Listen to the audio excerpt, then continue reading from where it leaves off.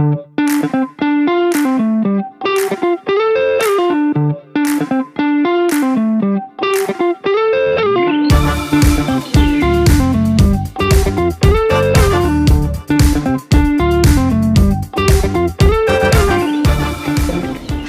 welcome to the first episode of Caffeinnovation. I am Celine, your host for today's podcast. And today we've welcomed a very special guest with us here today. She's an Incubee with her own home-based cafe business, NGOPI. So let us give a warm welcome to Nat.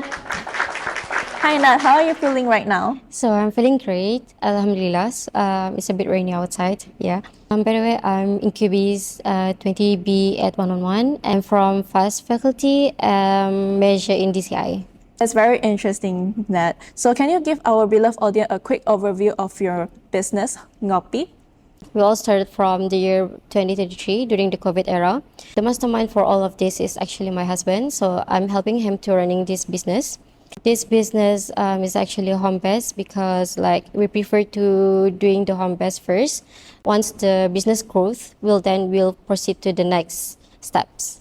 I see. That's a very interesting one. So now let's begin with our questions for today. So what sparked your interest in making coffee and how did it evolve into managing home-based cafe in Brunei? So what sparked my interest in this coffee is actually, first of all, we are the person who loves trying out new different cafes. So for example, trying out different cafes is really trying out different menus of their signature drinks. So it turns out we love to doing research on what beans they're using and what machines they're using. So once we developed with the research, we started to compile of the research, compile of the informations, and yeah, we started opening up a home-based cafe. Ooh, so it's slowly. Yeah, we are slowly developing. I see. So Nat, I believe that we all here do knows that the cafe culture in Brunei is really rising up. So what are your thoughts on this rising trend and how do you see it evolve in the next few years? So as the coffee trends nowadays, there's a lot of cafe opening up. I feel like that it's a good exposure because drinking coffee is actually culture of Malay here in Brunei, but it's a normal coffee, right? Yes. So yeah, it's 100% sure that this cafe trends will not be disappear. Disappear. Yeah, because everyone loves coffee. Everyone needs coffee because everyone's working, right? They need coffee for to stay awake. Yeah, to stay awake. Yeah, I understand that. So I see. So you're saying that in the next few years, coffee won't disappear and more and more there will be more and more coffee lovers. I see. So Nat, now I believe you face challenges, right? So as a young entrepreneur and a university student, what are some challenges you faced while starting up your NGOPI business and while maintaining your studies? So the challenges, there's a lot of challenges. Comes to customer, they have their own preference on the drinks itself. So for example, your drink doesn't meet their preference, so you need to listen to them. Adjust the drinks for them just for the sake of your business. And the other one is when it comes to time management and also plan your business well. You need to record all of your expenses and stuff just to make sure that you gain your profit, and also that's how you manage to do your business plan well. So since I'm a student right now, it's hard for me to to start the opening hours in the social media itself.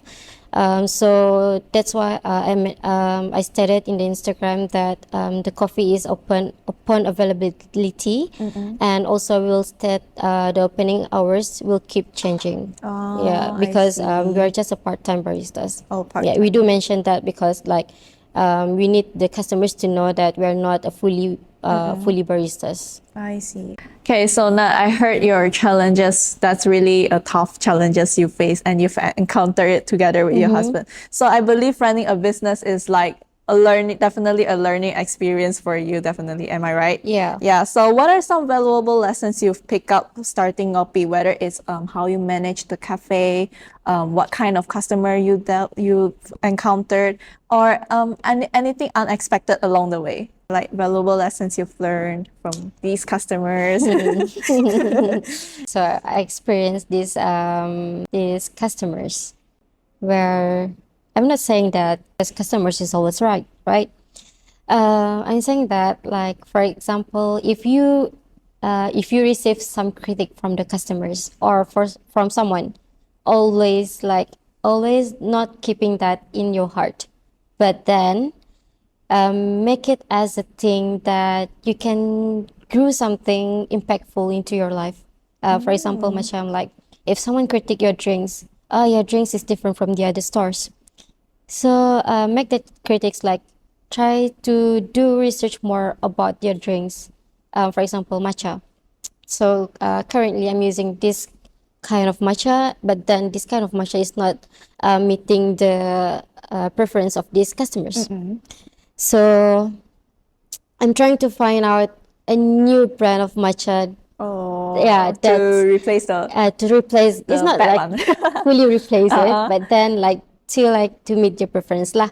So it's more towards the customer side. Yeah. Is there times that the customer critics really hurts you, that impact you really hard, that you somehow wanted to give up? Like, maybe this is not my thing. Have you ever encountered that? Yeah, I have already encountered that. Oh, But then I don't take it seriously because this cafe owner as well, he talked to me like, he advised me like, for example, if you receive this critique, just listen to them and do your own thing, but take that critique as something that you can. Oh, so it's yeah. like take the critic positively. Yeah. Don't take it negatively. Yeah. Just take it and learn it from Yeah. there. Oh, that's a really valuable lesson I learned today. Okay. Next time someone critiques me, I will take it as a good one.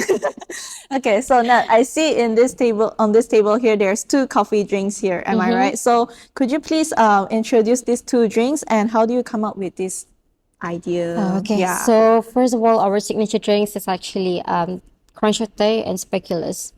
So for the crunch latte is actually a coffee base with mixture of crunchy things, which is for me is a bit Biscoff. While for the speculoos is actually speculoos is a Biscoff, right? But it's without the mixture of the coffee because there's a non-coffee drinker also. That's why we provide that speculoos drink. You are? I'm not coffee, okay. but I'm a matcha lover. So yeah, the second one is actually our best selling, which is the Spanish latte. I bet that every cafe is the most best selling is actually their Spanish latte. Yeah. So do you have any idea why are these the best selling one?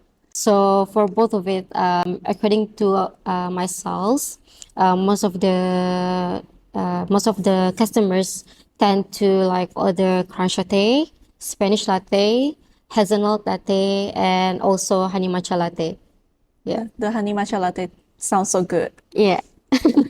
I'll take note that time. Honey matcha latte. Okay, now so just now we mentioned way earlier about your the rising trend of the cafe culture in Brunei. So these are your competitors. So how do you look into these competitors? As for the competitors, right? I don't look competitors as someone that I can compete to, but instead of I'm looking competitors as someone that I can share the knowledge with because they are more experienced than me, right? Yes, yes. Yeah. So I bet that they have the more knowledge than me. Oh, so Yeah. you're just like taking a competitors as your role model. Yeah. So someone that you can learn from. Yeah. Yeah, that's interesting. So now we're almost at the end of our first episode. So before we end, Nat, I would love you to share your final thoughts. What are some advice that you will give to the young people outside who are considering and starting up their business, especially in the F&B industry? Especially in the F&B industry. Yes. Not to mention that, so my advice for the young entrepreneur, right, who wants to start up business. First of all, always do research because without research, it will be a loss to your business.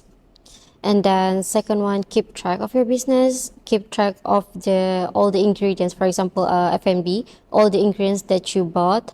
Use it wise. For example, like one individuals that give me this advice. Always keep track the volume of the amount that you're using. For example, recipes. For example, 2 tablespoon of Keep track of the yeah, recipe. So keep that track of the recipes, because if you overuse it, it will be a loss for your business. Oh, Yeah. okay. And eager to learn from the others, eager to like receive critique from the others. Keep that critics as someone that you can innovate yourself from it. Yeah.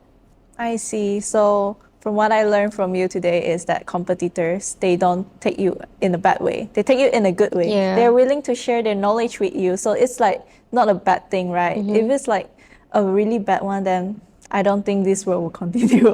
Especially there's a lot of because you know, like if you started to like feel yourself as a someone who loves to do business, but then you tend to do the research by your own, do the what do you call that, searching for the product. product. You mean the yeah. Yeah, when you discuss it with someone who experienced more, you will get that thing with the low cost.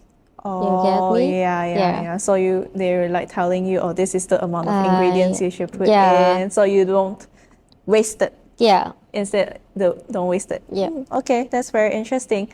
So thank you so much, Nat, for sharing with us today, sharing your story and inspiring us with your journey. Thank you everyone for joining us today. We hope that this episode you enjoyed and gained some valuable insights from this episode. And also to a big shout out to our production team working behind. Thank you so much, everyone. So don't forget to stay tuned for our upcoming Cafe Innovation episodes, where we'll continue to brew our creativity and sip on fresh ideas. That's all from us. We'll see you next time. Bye. Bye.